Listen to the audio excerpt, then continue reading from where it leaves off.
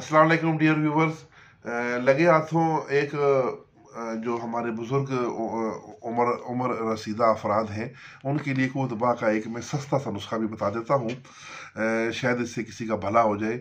नुस्खा सस्ता ज़रूर है लेकिन काम करने वाला है, बड़ा आला है। हमारे उस्ताद मोहतरम प्रोफेसर हकीम अशरफ शाकर साहब का ये नुस्खा है। इसका नाम है मकवी बा जदीद। मकवी बा जदीद। तो इसमें कौन कौन सी चीज़ें हैं? अज़राकी मुदब्बर और हरमल बरियाँ। हरमल को आपने देसी घी में थोड़ा भून लेना है और अज़राकी को मुदब्बर कर लेना है अदरक के रस में या गंदल के रस में, या इन दोनों के रस में भी मिला के भी कर सकते हैं। तो जब इनमें डुबो के रखेंगे 4-6 दिन गुजरेंगे तो हरमल जो ये अज़राकी है कुचले, ये नरम हो जाएंगे इनको और फूल जाएंगे। इनको फ़ौरन आपने निकाल के कूट लेना है।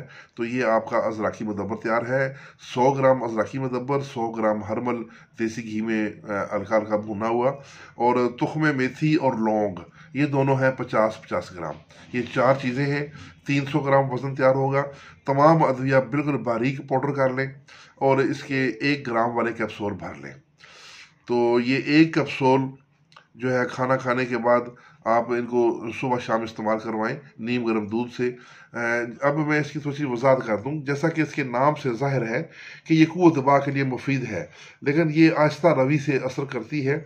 उम्र रसीदा अशखास के लिए बिलखसूस ये नुस्खा बहुत मुफीद है और मुजर्रब है। अगर जवानों को देना हो तो उनको पहले लाजमी, उनका जो मनी ज़ाया हो चुकी है उसके लिए उन्हें लाजमी पहले मुगल्लस कुछ अर्सा इस्तेमाल करवाएं, उसके बाद ये नुस्खा दें। तो जब मनी का कवाम दुरुस्त हो जाए, उसका ज़िया बंद हो जाए, तो फिर मुगल्लस जारी रखें और उसके साथ ये एक एक कैप्सूल सुबह शाम शुरू करवा दें। तो मुगल्लस हमेशा खाने से पहले दिया जाता है, और ये मकवी दवा जो दवा है ये खाना खाने के बाद दी जाती है, क्योंकि उसमें कुचला वगैरह शामिल है। इसलिए ऐसी दवा खाना खाने के बाद नीम गर्म दूध से ही देना चाहिए।